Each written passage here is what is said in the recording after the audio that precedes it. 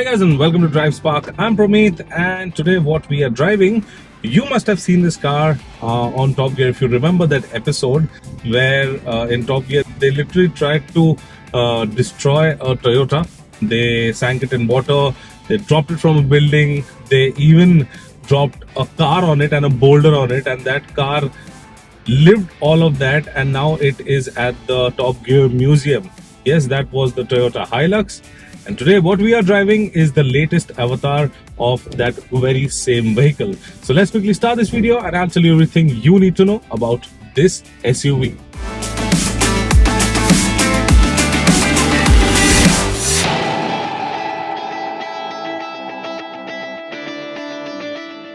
So let's start talking about from the front end of the vehicle. The very first thing you'll notice that this is actually a very big SUV. It is more, it is a pickup truck. You can call it an SUV slash pickup truck, more like a pickup truck. And this has some serious road presence, I must say that. So, and you have a lot of things going on in the front. You have LED headlights, DRLs, fog lights, all are LED.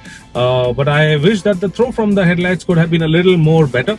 Obviously you have a big grille, lot of chrome around, and since this has the decals, the Hilux decals all around, when you go to buy the vehicle you will obviously get an option for this. So this is another thing that you can get customized from the dealership.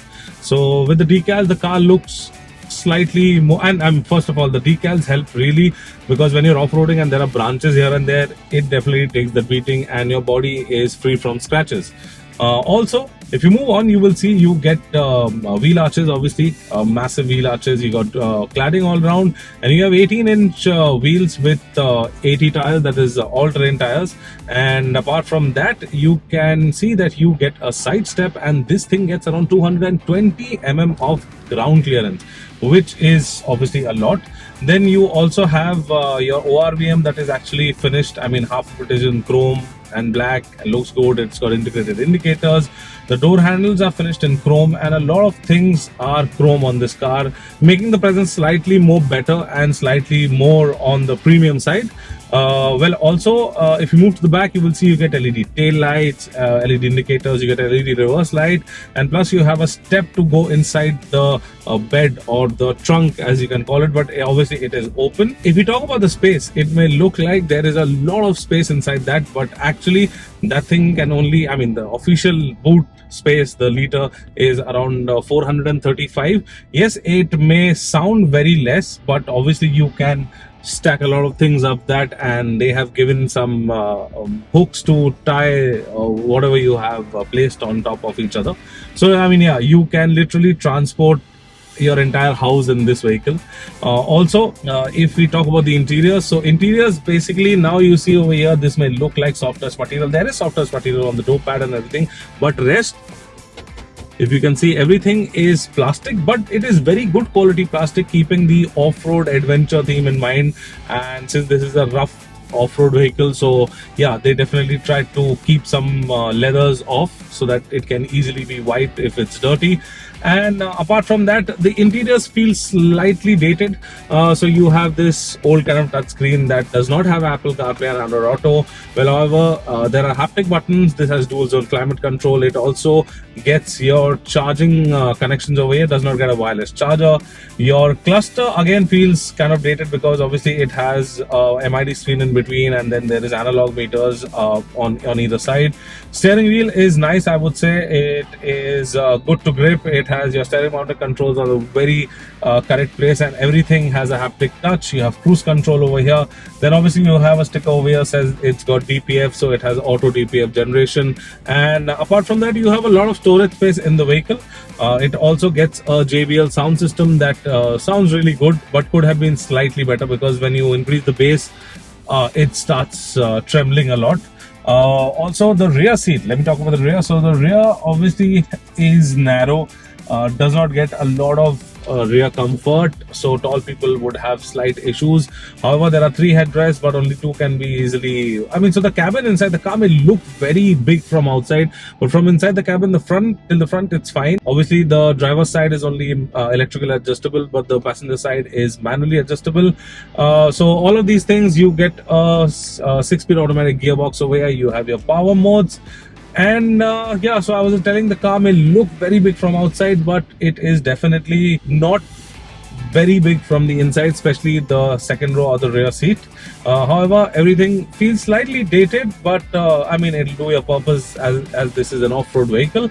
Now let's talk about the engine of the car. So this is powered by a 2.8 liter the turbo diesel engine, and this pumps out 201 bhp of power and 500 Nm of peak torque.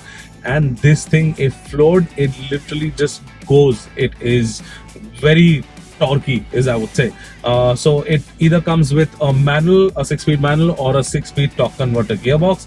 However, the torque converter gearbox is really nice. You also have, so since this is a 4x4, you have a shift by wire 4x4 technology, but we still tell you to kind of stop the vehicle and move into 4 high or 4 low, and you have a locking differential, you have hill descent, you have the works. This is a proper off-roader that can take you anywhere without you getting stuck. Road, no road, not at all a problem for this vehicle.